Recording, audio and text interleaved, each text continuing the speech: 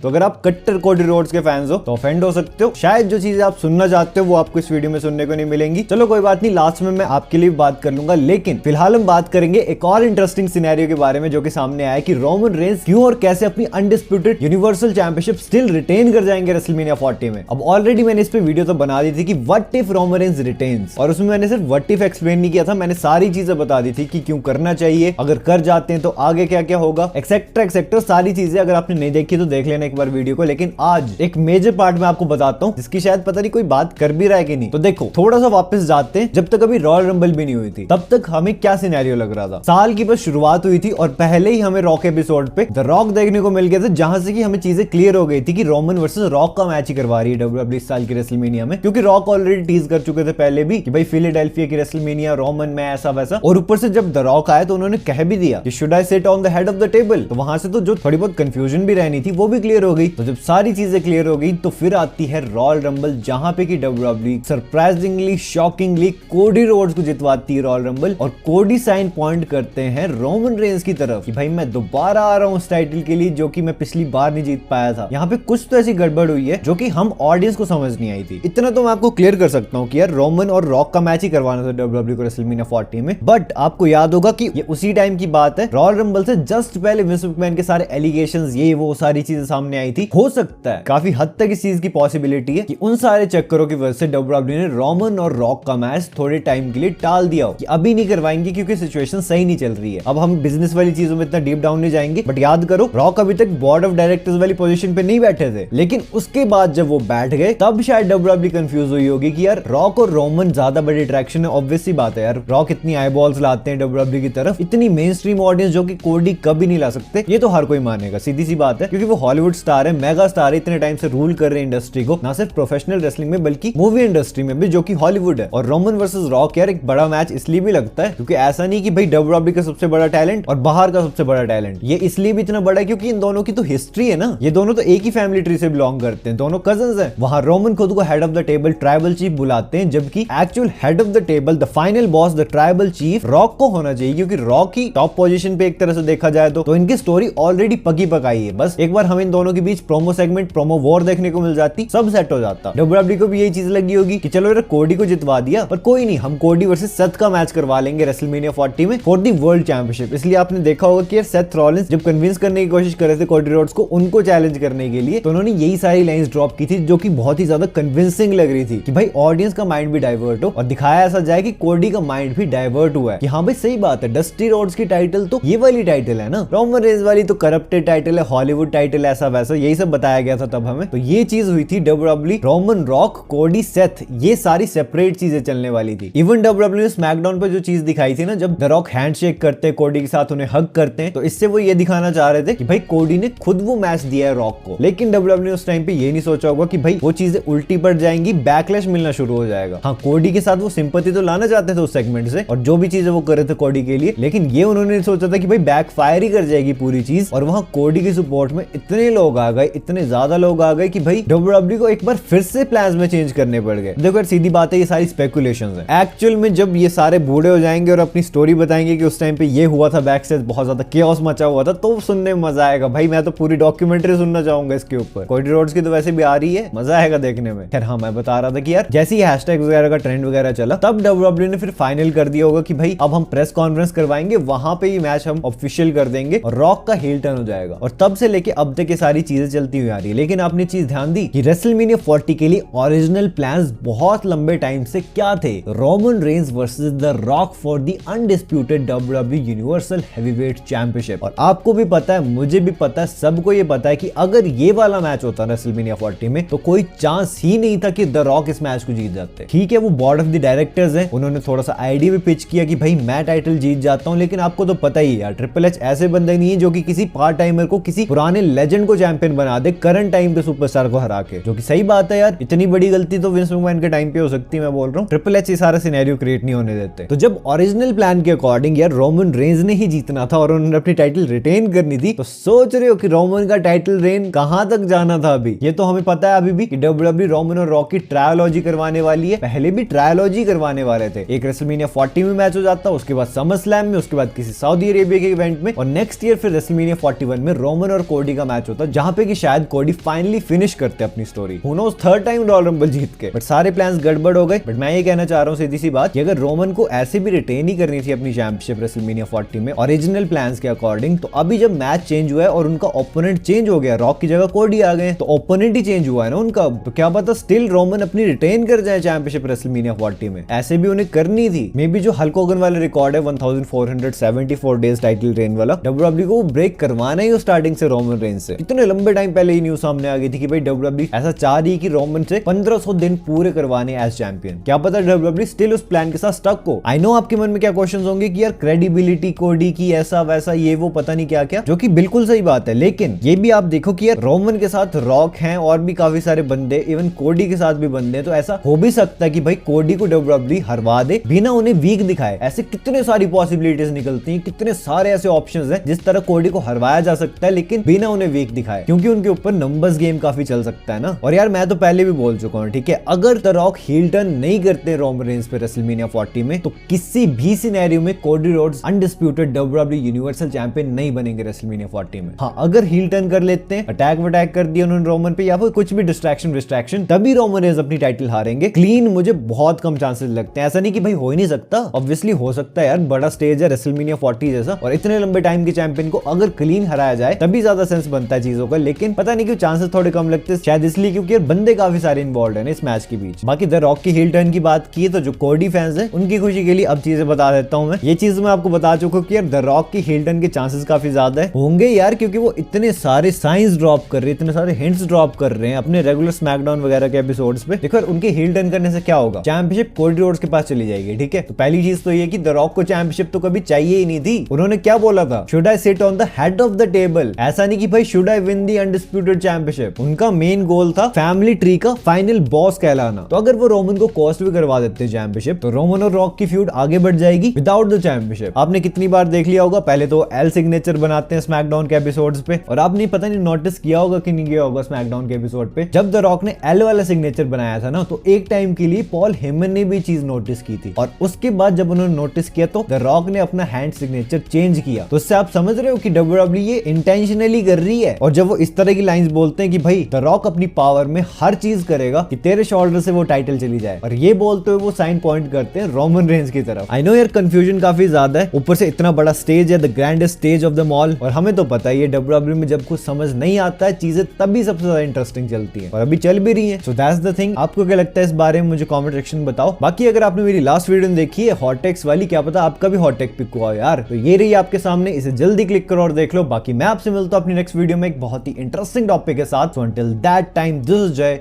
Signing out.